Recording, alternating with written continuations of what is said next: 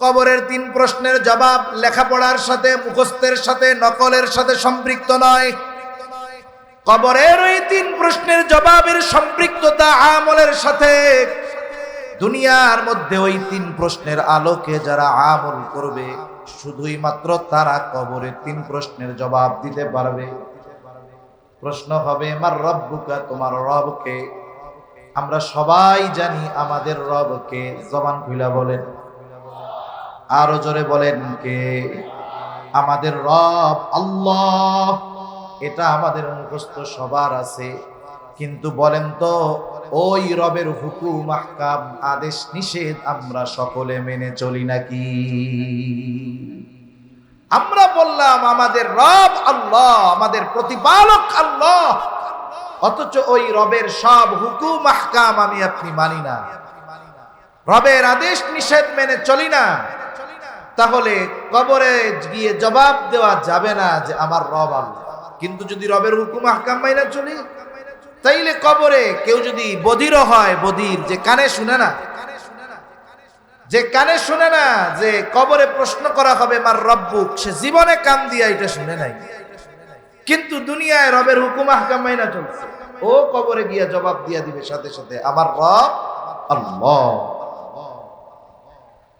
2 number প্রশ্ন হবে, ওমা দীনুক, তোমার দিন কি?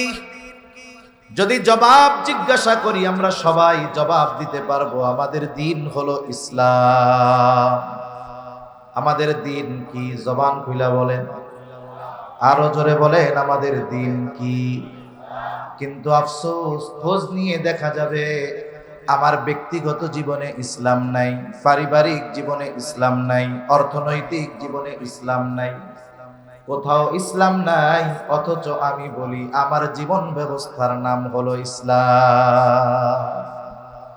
এজন্য আমার জীবনকে ইসলামের সাথে সম্পৃক্ত করতে হবে। আমাদের কিছু ভাই আছে, এনাদের উসুলটা হলো এরকম যে ইসলাম মানবো কখন? বলে রাষ্ট্রীয় ক্ষমতায় যাব যখন। আছে না কিছু ভাই? দাড়ি ছাটায় রাখছে, ভাই দাড়িটা লম্বা রাখেন। রাখ মনে ভাই, কোন সময়? কয় ইসলাম প্রতিষ্ঠা হোক।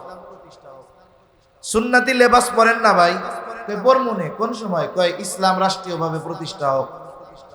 নামাজ কালাম পড়েন ভাই ঠিক মতো, পড় মনে। কয় কোন সময়? কয় ইসলাম রাষ্ট্রীয়ভাবে প্রতিষ্ঠা হোক।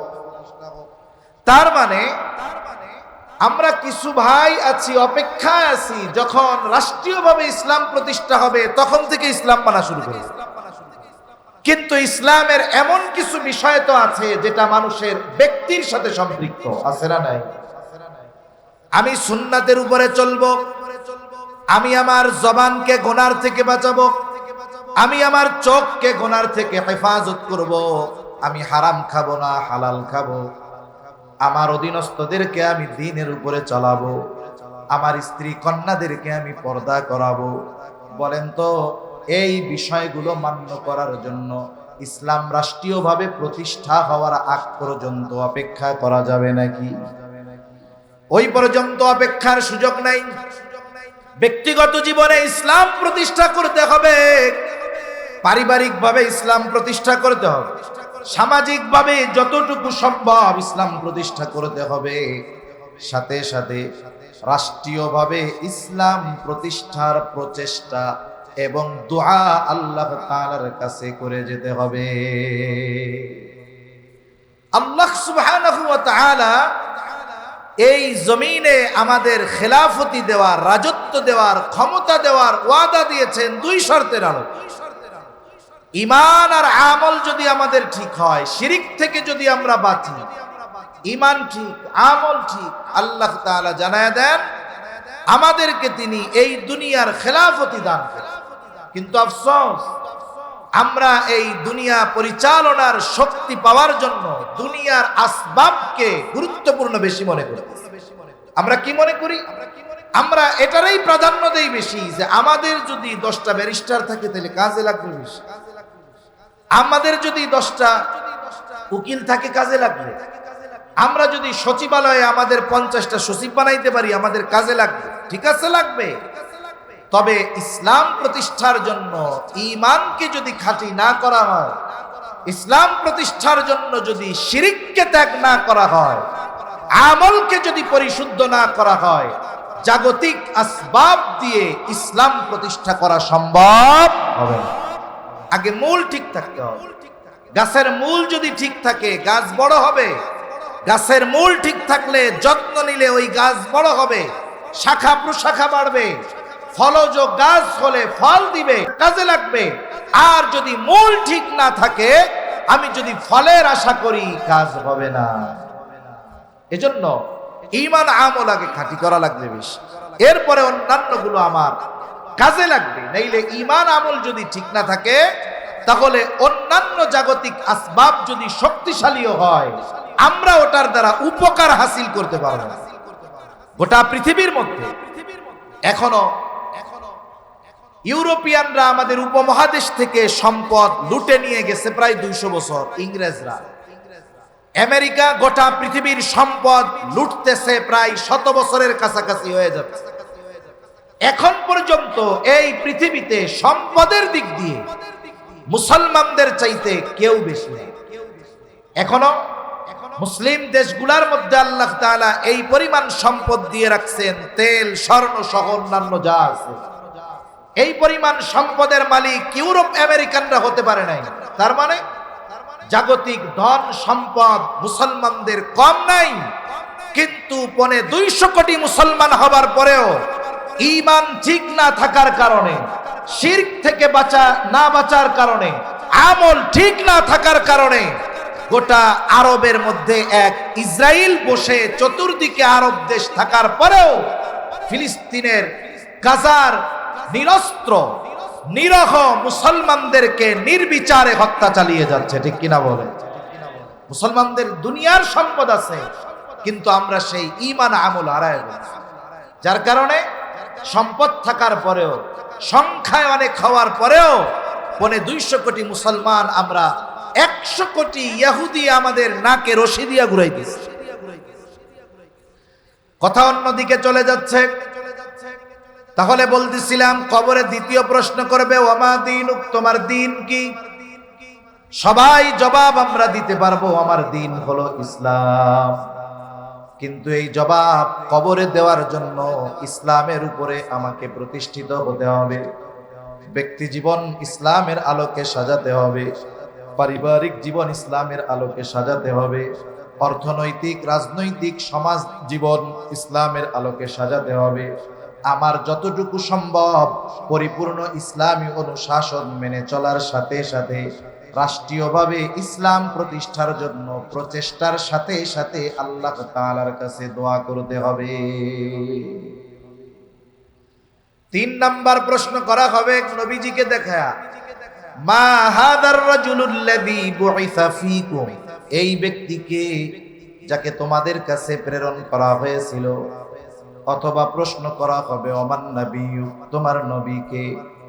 এই প্রশ্নের জবাব আমরা সবাই জানি, মুহাম্মাদুর রাসূলুল্লাহ সাল্লাল্লাহু আলাইহি ওয়াসাল্লাম। তবে ওই ব্যক্তি কবরে এই প্রশ্নের জবাব দিতে পারবে যারা নবীজির সুন্নাতের আলোকে নিজেকে সুসজ্জিত করেছিল। সুন্নাত অনুযায়ী চললাম না, নবীর আদর্শে আদর্শিত হলাম না, নবীর সিরাত কে সামনে রেখে আমার আপনার জীবনকে আমি সুসজ্জিত করলাম না, কবরে গিয়ে জবাব দেওয়া সম্ভব নয় যে ইনি আমাদের নবী মুহাম্মাদুর রাসূলুল্লাহ সাল্লাল্লাহু আলাইহি ওয়াসাল্লাম। তাহলে মূল কথা হলো এইটা যে কবরের 3 প্রশ্নের জবাবের সম্পৃক্ততা লেখা পড়া মুখস্থ নকলের সাথে নয়, বরং কবরের 3 প্রশ্নের জবাবের সম্পৃক্ততা হলো দুনিয়ার কর্মের সাথে, আমলের সাথে। আল-ইয়াওমা আকমালতু লাকুম দীনাকুম ওয়া আতমামতু আলাইকুম নি'মাতি ওয়া রাদিতু লাকুমুল ইসলাম দীনা। সাদাকাল্লাহুল আলিয়্যুল আযীম। আল্লাহুম্মা সাল্লি আলা মুহাম্মাদিন ওয়া আলা আলি মুহাম্মাদ كما صليت على إبراهيم وعلى آل إبراهيم إنك حميد مجيد. اللهم بارك على محمد وعلى آل محمد كما باركت على إبراهيم وعلى آل إبراهيم إنك حميد مجيد. আল্লাহর মহব্বতে আমরা একটু জিকির করি লা ইলাহা ইল্লাল্লাহ লা ইলাহা ইল্লাল্লাহ লা ইলাহা ইল্লাল্লাহ লা ইলাহা ইল্লাল্লাহ মুহাম্মাদুর রাসূলুল্লাহ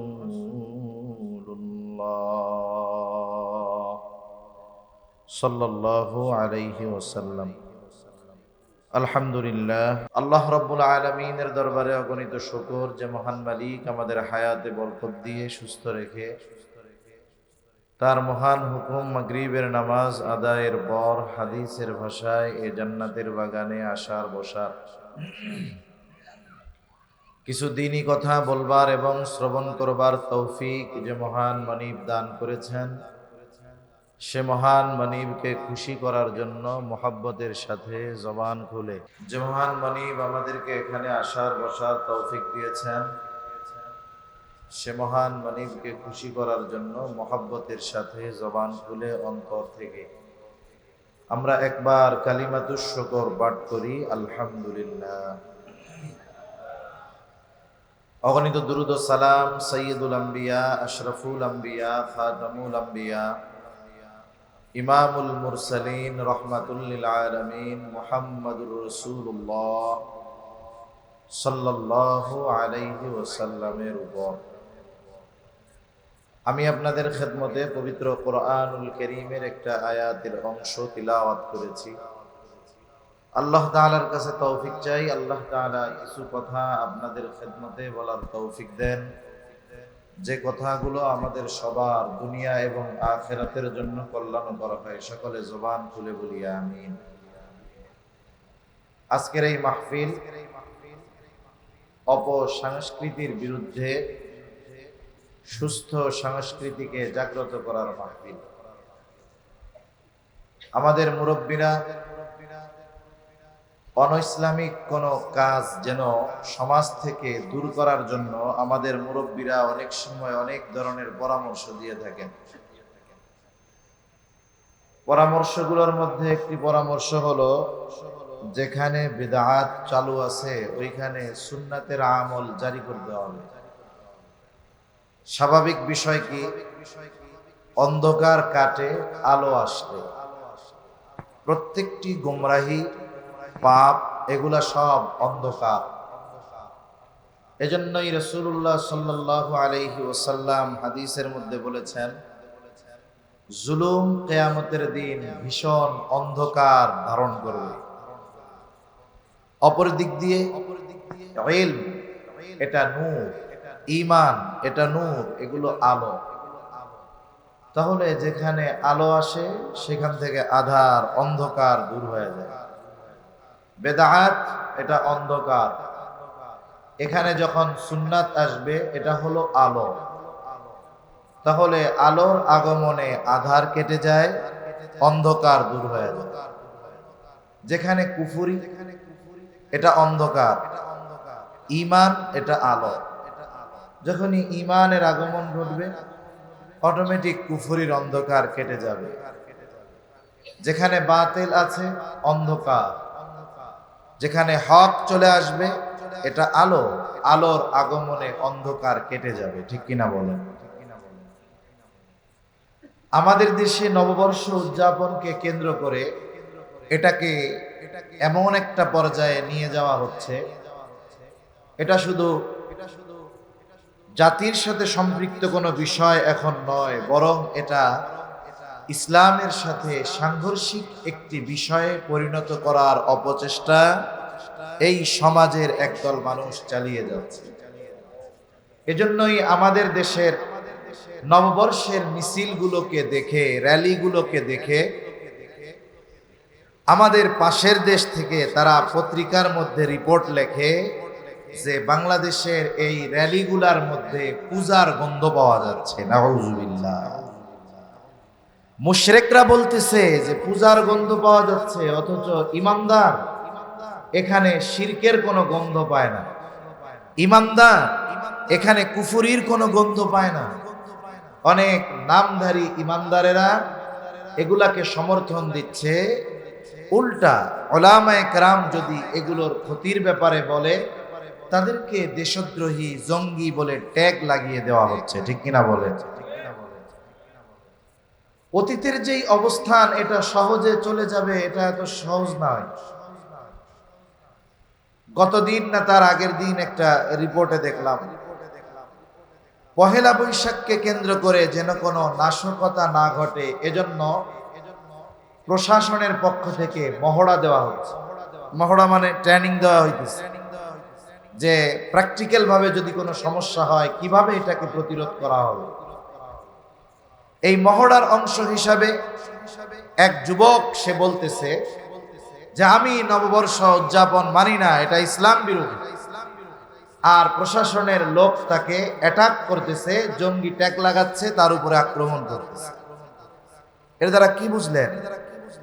যে ইসলামোফোবিয়া, যে ইসলামের পক্ষে বলা, কুফরির বিপক্ষে বলা, এই কাজগুলো যদি ইসলামের সাথে সাংঘর্ষিক হয়, এটাকে রাষ্ট্রের সাথে জড়িয়ে যদি কেউ করে, যেটা কুফরি কাজ, যেটা শিরকি কাজ, সেটা একজন করলেও যেমন অপরাধ, গোটা জাতি করলেও তেমন অপরাধ।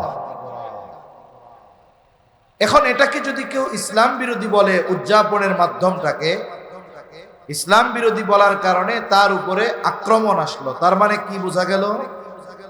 এখনো জঙ্গি ট্যাগ দেওয়া, ইসলামের বিরুদ্ধাচরণ এদেশ থেকে যায় নাই, এদেশ থেকে যায় নাই। এটা নির্মূল এত সহজ নয়, কারণ ইসলাম বিদ্বেষ এই দেশের কিছু মানুষের অন্তরে এত গভীরভাবে গেঁথে আছে যে এটা দূর হওয়া বড় কঠিন। ঠিক কিনা বলেন? তা যে কথার থেকে গেলাম, এই ধরনের আয়োজনগুলোর মাধ্যমে অনেক যুবক তরুণ পাপাচার থেকে দ্বীনের পথে আসে।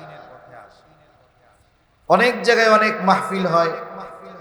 টাঙ্গাইল অঞ্চল, বিশেষ করে টাঙ্গাইলের দক্ষিণে, আমার মনে হয় ওই অঞ্চলে একটু আগে গান বাদ্যর আয়োজন বেশি হইত, বাউল গান টান এগুলা মনে হয় বেশি হইত।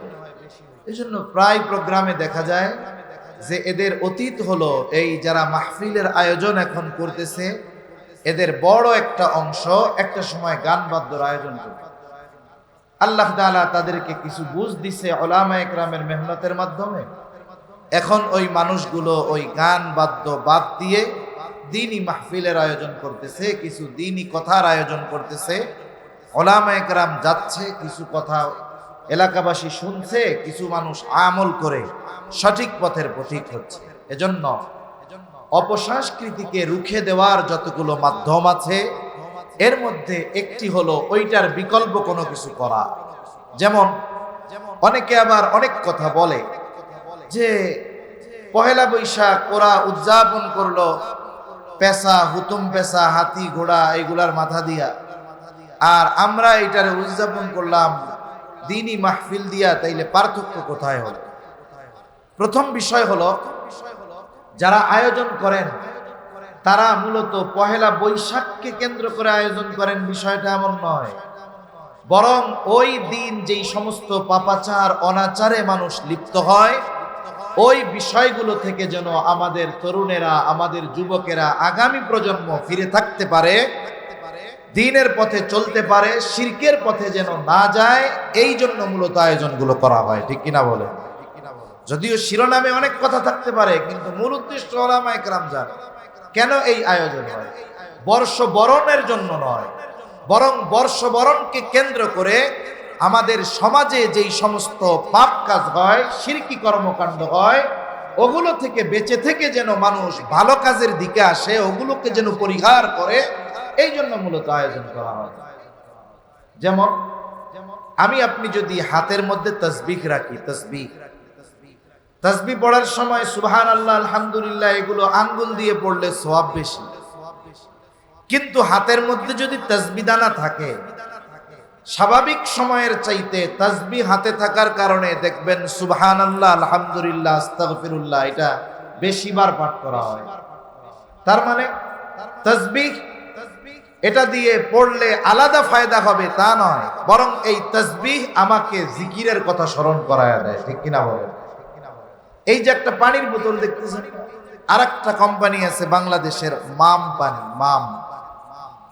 মাম পানির কয়েক বছর আগের বোতল যারা দেখছেন, এই যে বোতলের উপরে যে ক্যাপটা আছে, মুখখাটা আছে, এটা এখন অনেক পাতলা। আগে ওইটা আরো বেশি ছিল। আগে মাম পানির বোতল খুলতে 4-5টা প্যাচ দেওয়া লাগতো। এখন মাম পানির বোতল এক প্যাচে খোলা যায়। এখানে কি আছে? ফজিলত কি আছে? হাতে যদি পানির বোতল থাকে, এই পানির বোতলটার ক্যাপ যদি খোলা সহজ হয়, তাহলে মানুষ নিজের অজান্তে হাতে বোতল থাকলেই পানি বেশি পান করে। তার মানে মানুষ ওই বোতলটা যদি খোলা সহজ হয়, তাইলে পানি পান বেশি করবে। আর মানুষ যদি পানি পান বেশি করে, স্বাভাবিক কোম্পানির বিক্রয় বেশি হবে। এটা একটা বিজনেস পলিসি। এজন্য এই যে দেখেন, যে কথা বলতেছিলাম, যে এই ধরনের আয়োজনগুলো মূলত পাপাচার থেকে ফিরে আসার কারণ আমাদের জন্য হয়। এজন্য যারা আয়োজন করেন, আল্লাহ সুবহানাহু ওয়া তাআলা তাদের সকলকে উত্তম প্রতিদান দান করেন। সকলে বলি আমিন। সাথে সাথে যারা এই আয়োজন কামিয়াবির জন্য বিভিন্নভাবে সহযোগিতা করেন, আল্লাহ সুবহানাহু ওয়া তাআলা ওনাদেরকেও উত্তম প্রতিদান দান করেন। আমরা জবান খুলে বলি আমিন। আমি যে আয়াতাংশ আপনাদের খেদমতে তিলাওয়াত করেছি, উক্ত আয়াতকে সামনে রেখে কিছু কথা বলার ইচ্ছা পোষণ করেছি। এই আয়াতের মধ্যে আল্লাহ সুবহানাহু ওয়া তাআলা দ্বীন পরিপূর্ণতার ঘোষণা দিয়েছেন। সাথে সাথে আল্লাহ তাআলা নেয়ামত পরিপূর্ণতার ঘোষণা আল্লাহ তাআলা দিয়েছেন। রাসূল আকরাম সাল্লাল্লাহু আলাইহি ওয়াসাল্লাম, আমার আপনার নবী, গোটা সৃষ্টি জগতের জন্য রাহমাতুল লিল আলামিন। আল্লাহ তাআলা আমার আপনার নবীজির মাধ্যমে অনেকগুলো গুরুত্বপূর্ণ বিষয়ের পূর্ণতা দিয়েছেন, যা আমার আপনার নবীজির আগে আল্লাহ তাআলা এই বিষয়গুলোর পূর্ণতা প্রদান করেন নাই।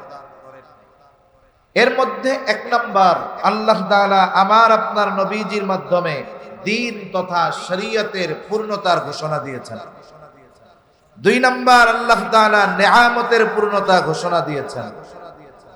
এই আয়াতের তাফসীরের মধ্যে আসছে, একদিন একজন ইহুদি খলিফাতুল মুসলিমিন হযরত ওমর রাদিয়াল্লাহু তাআলা আনহুর কাছে গেছে, গিয়ে বলে, খলিফাতুল মুসলিমিন, আপনাদের কোরআনে এমন একটা আয়াত আছে, ওই আয়াত যদি তাওরাতে মূসা আলাইহিস সালামের উপরে নাজিল হইতো, যেই দিন এই আয়াত নাজিল হতো, ওই দিনটাকে আমরা ঈদের দিন বানায় ফেলতাম। ওই দিনটা হতো আমাদের জন্য সবচাইতে আনন্দের দিন। হযরত ওমর রাদিয়াল্লাহু তাআলা আনহু তারে জিজ্ঞাসা করতেছে, কোন আয়াত, যেটা তাওরাতে থাকলে তোমরা ওই দিনটারে ঈদের দিন বানায় ফেলতা? এইবার ইহুদি বলতেছে, এই আয়াত, আল ইয়াউমা আকমালতু লাকুম দীনাকুম ওয়া আতমামতু আলাইকুম নি'মাতি ওয়া রাদিতু লাকুমুল ইসলাম দীনা। আল্লাহ রাব্বুল আলামিন বলেন, আজ আমি তোমাদের জন্য তোমাদের দ্বীনকে পরিপূর্ণ করে দিলাম। ওয়া আতমামতু আলাইকুম নি'মাতি, এবং তোমাদের জন্য আমার নেয়ামত পরিপূর্ণ করে দিলাম। ওয়া রাদিতু লাকুমুল ইসলাম দীনা, তোমাদের জন্য ইসলামকে দিন হিসাবে আমি মনোনীত করলাম। হযরত ওমর রাদিয়াল্লাহু তাআলা আনহু বলেন, এই আয়াত কোন দিন কোথায় কার উপরে নাজিল হয়েছে আমি সেটা জানি। এই আয়াত নাজিল হয়েছে মুহাম্মাদুর রাসূলুল্লাহ সাল্লাল্লাহু আলাইহি ওয়াসাল্লামের উপর আরাফার দিন, বিদায় হজে, জাবালে রহমতে এই আয়াত আল্লাহ তাআলা নাজিল করেছেন। এই আয়াত নাজিলের মাধ্যমে আল্লাহ তাআলা আমাদের দ্বীন তথা জীবন ব্যবস্থাকে পূর্ণাঙ্গের ঘোষণা দিয়েছেন। তার মানে মানব জীবনে, মুসলমানদের জীবনে, ইমানদারের জীবনে যত ধরনের প্রয়োজনীয়তা আছে, যত ধরনের সমস্যা আছে, সব সমস্যার সমাধান ইসলামের মধ্যে আছে।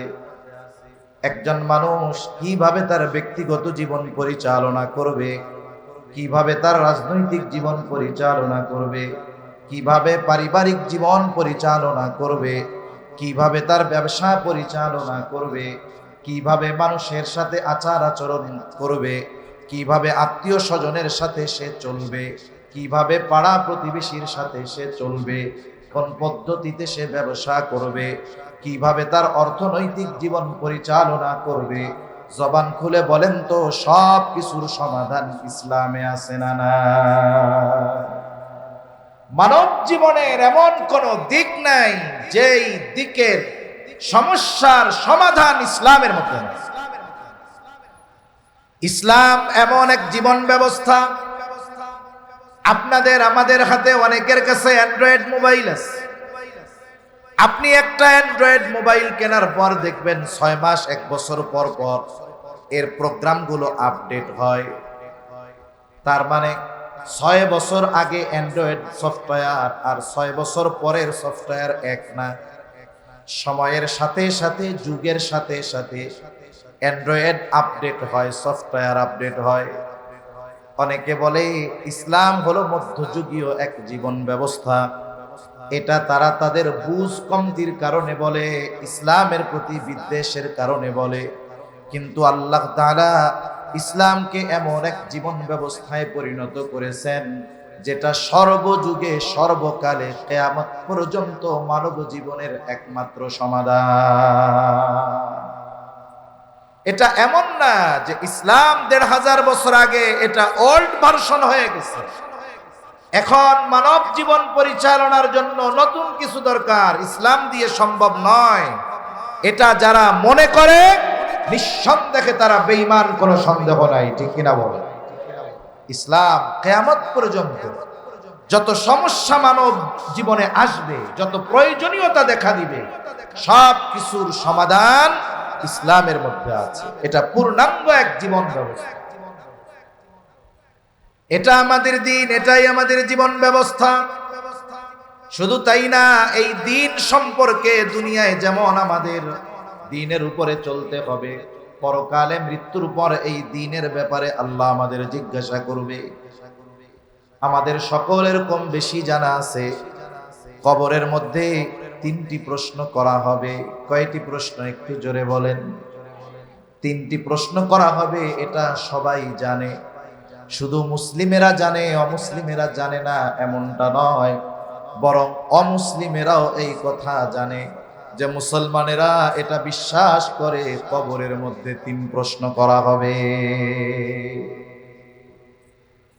প্রশ্ন করা হবে কবরে, কিন্তু প্রশ্ন আল্লাহ তাআলা ফাঁস করে দিয়েছেন আগে। আমাদের সমাজে একটা ছাত্র যত মেধাহীন হোক, কবে হোক না কেন, ও যদি পরীক্ষার 1 ঘন্টা মাত্র 1 ঘন্টা আগে পরীক্ষার প্রশ্নটা হাতে পাওয়া যায়, ও যত মেধাহীন হোক না কেন 1 ঘন্টা আগে যদি প্রশ্ন পাওয়া যায়, ও গোল্ডেন এ প্লাস পেয়ে যাবে, মাত্র 1 ঘন্টা। অথচ আল্লাহ সুবহানাহু ওয়া তাআলা নবীজি সাল্লাল্লাহু আলাইহি ওয়াসাল্লামের মাধ্যমে আমাদের কবরে 3 প্রশ্ন করা হবে, এটা অনেক আগে জানায় দিয়েছেন। সবাই জানে কবরে 3 প্রশ্ন। তার মানে পরীক্ষার হলে যাওয়ার আগে যদি প্রশ্ন আউট হয়ে যায়, তাহলে তো সবারই গোল্ডেন এ প্লাস পাওয়ার কথা, ঠিক না? কিন্তু বিষয়টা এমন নয়। কারণ দুনিয়ার পরীক্ষার হলে যেই প্রশ্ন, এটার জবাব দেওয়া সহজ, কারণ একটু লেখাপড়া করলেই জবাব দেওয়া যায়। মনে করেন একজন ভালো মতো লেখাপড়া করেছে, পরীক্ষার হলে গিয়ে সে জবাব দিয়ে দিতে পারবে। আর একজন ভালো মতো লেখাপড়া করে নাই, কিন্তু একদিন আগে প্রশ্ন ফাঁস হয়ে গেছে, বলে ও গোল্ডেন এ প্লাস পেয়ে যাবে। আর একজন লেখাপড়াও করে নাই, প্রশ্ন ফাঁসও পায় নাই, এক গাঁটটি নকল নিয়ে গেছে। যা দেখে পরীক্ষার হলে যেই প্রশ্নগুলো আসছে, মাশাআল্লাহ তার নকলের গাঁটটির মধ্যে ওইগুলাও আছে। তার মানে লেখাপড়া করে পাশ করা যায়, প্রশ্ন ফাঁস হইলেও পাশ করা যায়, আবার নকল নিয়েও দুনিয়ার পরীক্ষায় পাশ করা যায়।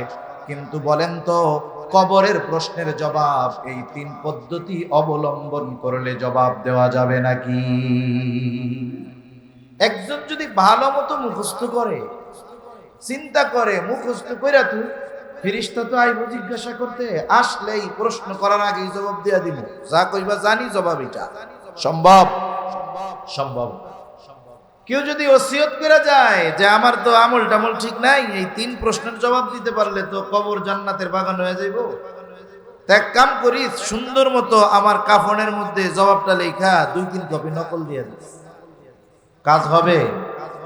দুনিয়ার পরীক্ষায় নকল নিয়ে পাশ করা যাবে, প্রশ্ন ফাঁস হইলে পাশ করা যাবে, মুখস্থ করলে গিয়ে জবাব দেওয়া যাবে। কিন্তু কবরের তিন প্রশ্নের জবাব লেখাপড়ার সাথে, মুখস্থের সাথে, নকলের সাথে সম্পৃক্ত নয়। কবরের ওই তিন প্রশ্নের জবাবের সম্পৃক্ততা আমলের সাথে। দুনিয়ার মধ্যে ওই তিন প্রশ্নের আলোকে যারা আমল করবে, শুধুই মাত্র তারা কবরের তিন প্রশ্নের জবাব দিতে পারবে। প্রশ্ন হবে মার রব্বুকা, তোমার রবকে? আমরা সবাই জানি আমাদের রবকে, জবান খুলে বলেন, আরো জোরে বলেন কে? আমাদের রব আল্লাহ। এটা আমাদের মুখস্থ সবার আছে, কিন্তু বলেন তো ওই রবের হুকুম, আহকাম, আদেশ নিষেধ আমরা সকলে মেনে চলি নাকি? আমরা বললাম আমাদের রব আল্লাহ, আমাদের প্রতিপালক আল্লাহ, অথচ ওই রবের সব হুকুম আহকাম আমি আপনি মানি না, রবের আদেশ নিষেধ মেনে চলি না। তাহলে কবরে গিয়ে জবাব দেওয়া যাবে না যে আমার রব আল্লাহ। কিন্তু যদি রবের হুকুম আহকাম মাইনা চলি, তাইলে কবরে কেউ যদি বধির হয়, বধির যে কানে শুনে না, যে কানে শুনে না যে কবরে প্রশ্ন করা হবে মার রব্বুক, সে জীবনে কান দিয়া এটা শুনে নাই, কিন্তু দুনিয়ায় রবের হুকুম আহকাম মাইনা চলছে, ও কবরে গিয়া জবাব দিয়া দিবে সাথে সাথে আমার রব আল্লাহ। 2 নাম্বার প্রশ্ন হবে ওমা দিন, তোমার দিন কি? যদি জবাব জিজ্ঞাসা করি, আমরা সবাই জবাব দিতে পারবো, আমাদের দিন হলো ইসলাম। আমাদের দিন কি? জবান খুলে বলেন, আরো জোরে বলেন, আমাদের দিন কি? কিন্তু আফসোস, খোঁজ নিয়ে দেখা যাবে আমার ব্যক্তিগত জীবনে ইসলাম নাই, পারিবারিক জীবনে ইসলাম নাই, অর্থনৈতিক জীবনে ইসলাম নাই, কোথাও ইসলাম নাই। অথচ আমি বলি আমার জীবন ব্যবস্থার নাম হলো ইসলাম। এজন্য আমার জীবনকে ইসলামের সাথে সম্পৃক্ত করতে হবে। আমাদের কিছু ভাই আছে, এনাদের উসুলটা হলো এইরকম যে ইসলাম মানবো কখন? বলে রাষ্ট্রীয় ক্ষমতায় যাব যখন। আছে না কিছু ভাই? দাড়ি ছাটায় রাখছে, ভাই দাড়িটা লম্বা রাখেন, রাখ মনে ভাই, কোন সময় কয় ইসলাম প্রতিষ্ঠা হোক। সুন্নতি লেবাস পরেন না ভাই, কয় পর মনে, কোন সময় কয় ইসলাম রাষ্ট্রীয়ভাবে প্রতিষ্ঠা হোক। নামাজ কালাম পড়েন ভাই ঠিক মতো, পর মনে, কয় কোন সময় কয় ইসলাম রাষ্ট্রীয়ভাবে প্রতিষ্ঠা হোক। তার মানে আমরা কিছু ভাই আছি, অপেক্ষায় আছি, যখন রাষ্ট্রীয়ভাবে ইসলাম প্রতিষ্ঠা হবে তখন থেকে ইসলাম মানা শুরু করবে। কিন্তু ইসলামের এমন কিছু বিষয় তো আছে যেটা মানুষের ব্যক্তির সাথে সম্পৃক্ত, আছে না নাই? আমি সুন্নাতের উপরে চলবো, আমি আমার জবানকে গুনার থেকে বাঁচাবো, আমি আমার চোখকে গুনার থেকে হেফাজত করব, আমি হারাম খাবো না হালাল খাবো, আমার অধীনস্থদেরকে আমি দ্বীনের উপরে চালাবো, আমার স্ত্রী কন্যাদেরকে আমি পর্দা করাবো। বলেন তো এই বিষয়গুলো মান্য করার জন্য ইসলাম রাষ্ট্রীয়ভাবে প্রতিষ্ঠা হওয়ার আগ পর্যন্ত অপেক্ষা করা যাবে নাকি? ওই পর্যন্ত অপেক্ষার সুযোগ নাই। ব্যক্তিগত জীবনে ইসলাম প্রতিষ্ঠা করতে হবে, পারিবারিকভাবে ইসলাম প্রতিষ্ঠা করতে হবে, সামাজিকভাবে যতটুকু সম্ভব ইসলাম প্রতিষ্ঠা করতে হবে, সাথে সাথে রাষ্ট্রীয়ভাবে ইসলাম প্রতিষ্ঠার প্রচেষ্টা এবং দোয়া আল্লাহ তাআলার কাছে করে যেতে হবে। আল্লাহ সুবহানাহু ওয়া তাআলা এই জমিনে আমাদের খেলাফতি দেওয়ার, রাজত্ব দেওয়ার, ক্ষমতা দেওয়ার ওয়াদা দিয়েছেন দুই শর্তের আলোকে।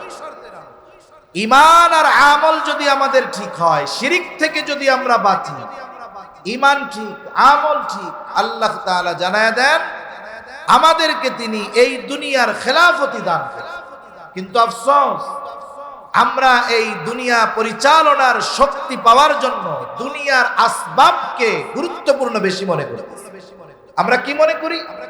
আমরা এটারই প্রাধান্য দেই বেশি যে আমাদের যদি 10টা ব্যারিস্টার থাকে তাহলে কাজে লাগবে বেশি, আমাদের যদি 10টা উকিল থাকে কাজে লাগবে, আমরা যদি সচিবালয়ে আমাদের 50টা সচিব বানাইতে পারি আমাদের কাজে লাগবে। ঠিক আছে, লাগবে।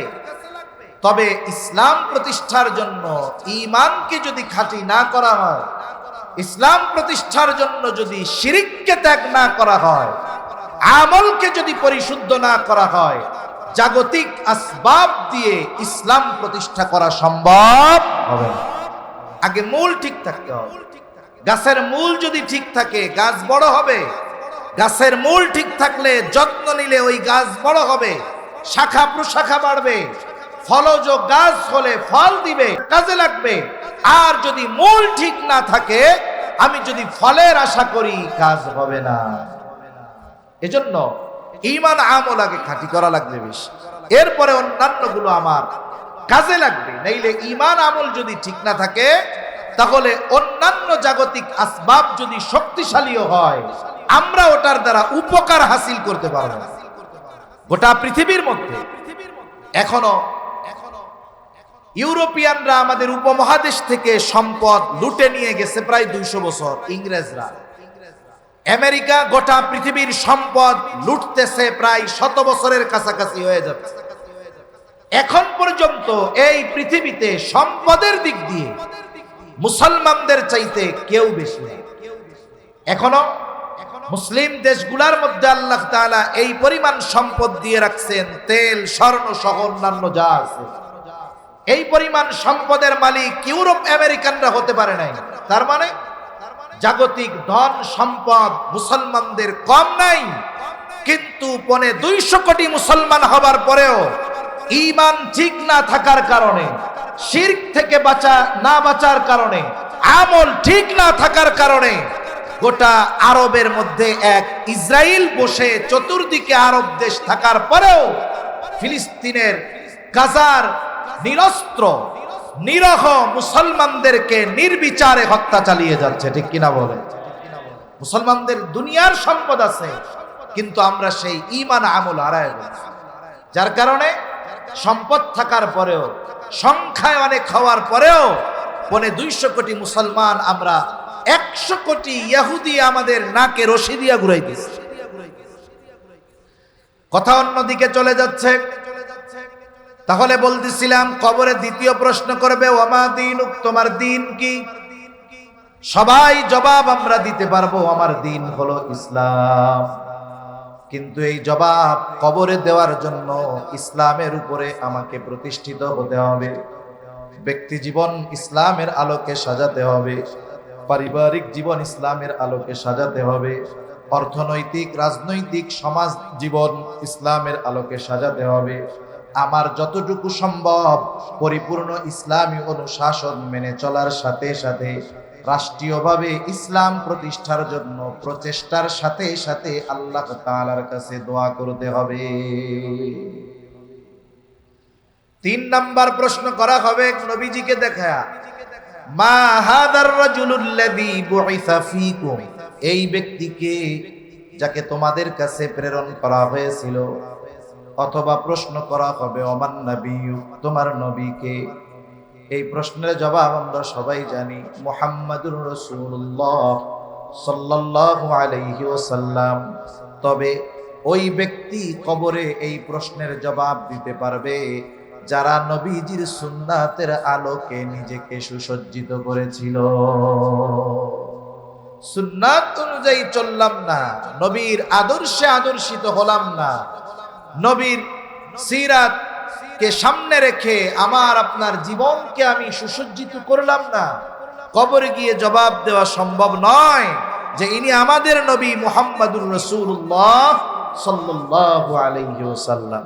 তাহলে মূল কথা হলো এইটা যে কবরের 3 প্রশ্নের জবাবের সম্পৃক্ততা লেখা পড়া মুখস্থ নকলের সাথে নয়, বরং কবরের 3 প্রশ্নের জবাবের সম্পৃক্ততা হলো দুনিয়ার কর্মের সাথে, আমলের সাথে। আল্লাহ আমাদেরকে ওই রকম আমল দুনিয়ায় করার তৌফিক দান করেন বলি আমিন।